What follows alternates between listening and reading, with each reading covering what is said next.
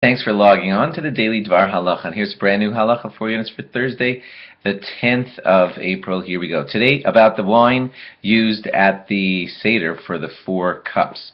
We told you yesterday that the minimum size of the cup should be, depending on which rabbis you go with, somewhere between 3 ounces, 3 fluid ounces, and 5 fluid ounces approximately.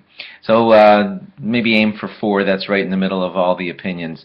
And that's how big the cup should be. Now, today's halacha, more details on that. It is preferable that you try to drink the entire cup in one shot. Now, if you have a giant cup, so I don't recommend a giant cup, but if you have a good just 3 or 4 ounce cup, 4-ounce cup, let's say, it's pretty doable to just drink that down in one drink, and that's the preferable way to do it.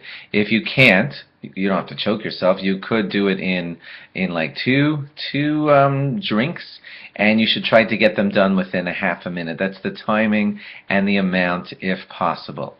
If at all possible, red wine is considered preferable to white wine at the Seder, and that's because of a lot of allusions to the blood of the Jews and the blood of circumcision and the blood on the doorposts and things like that, and the color red. So red wine is preferable, although you could use white wine if necessary. Wine is preferable to grape juice, and you know that there are now wines for sale with very low alcohol content if you want that.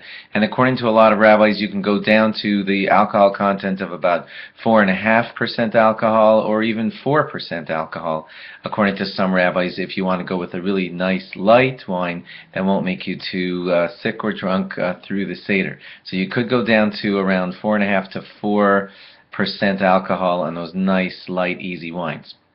If you can't find a wine that's that alcohol level, or you don't like the taste of those wines, you could do this. You could be a little bit of a chemist. It's no big deal. You could take a wine that's, let's say, 12% alcohol, and then just do the math. Since I'm allowed to have that be 4% alcohol, I could take that wine that's 12% alcohol and dilute it.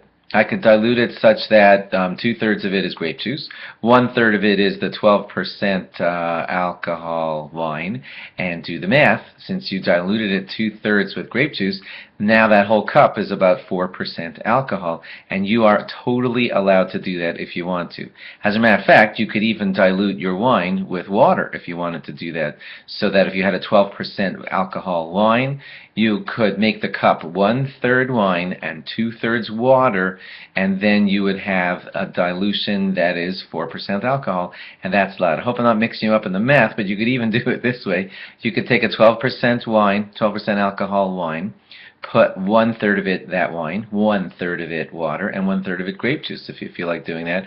And that would be totally fine because the mix in the end is red and it's 4% or more alcohol, and that's totally allowed. If for whatever reason you can't do wine at all, like medically speaking or something, then grape juice is allowed, but it's like, you know, the last choice. And remember to lean to the left when drinking the 4 cups of wine. Thanks for logging on, and log on again tomorrow for more. Bye-bye.